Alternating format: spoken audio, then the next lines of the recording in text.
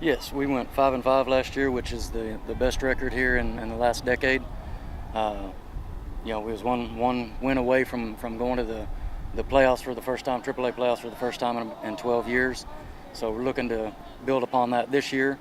We've got 10 starters back on both sides of the ball, so we're excited. We played Berryville in a scrimmage last week. Thought we did well, 4A school. So did well there. Proud of our execution and effort there. So we're excited to get things rolling this Friday night. I guess, what do you like about where your team's at right now as we get so close to that week one? Well, we're a very physical team, and that's one thing. Coach Perkins from Baptist Prep had called, and when we were talking about that, and that's one thing he said he was worried about how they're going to match up with our physicality.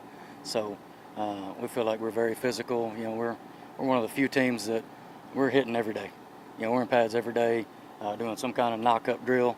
And the kids have they've grown to love it. And that's our identity, is playing physical smash mouth football.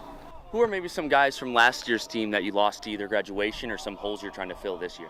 Well, our quarterback graduated, and he was a Burlsworth Award winner. Great character, great kid, Robert Howell.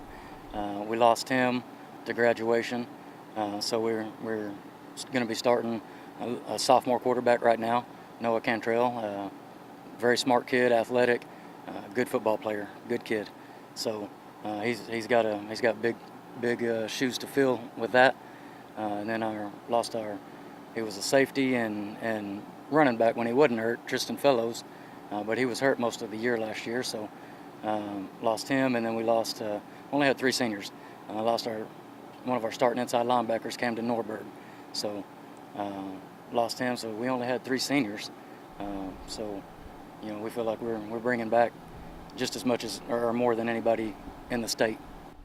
Who are some playmakers this year, maybe some leaders on this team to kind of either fill those roles or guys you're kind of leaning on this year? Well, our offensive line,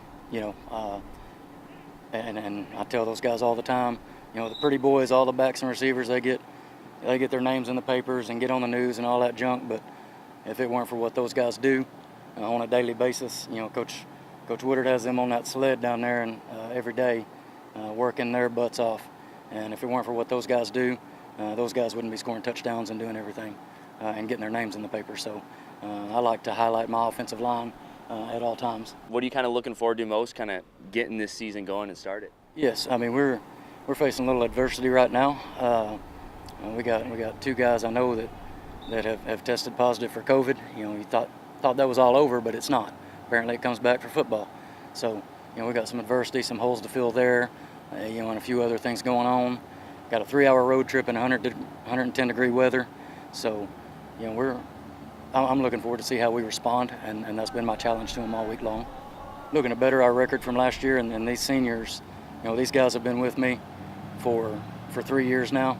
They know the expectations, and they want to go out with the first winning record we've had, and I think it'll be about 13 years now, I believe. So, and then we're very capable of doing that. Like I tell them all the time, you guys want to go 10-0, we've put the work in, or you can go 5-5 again, but it's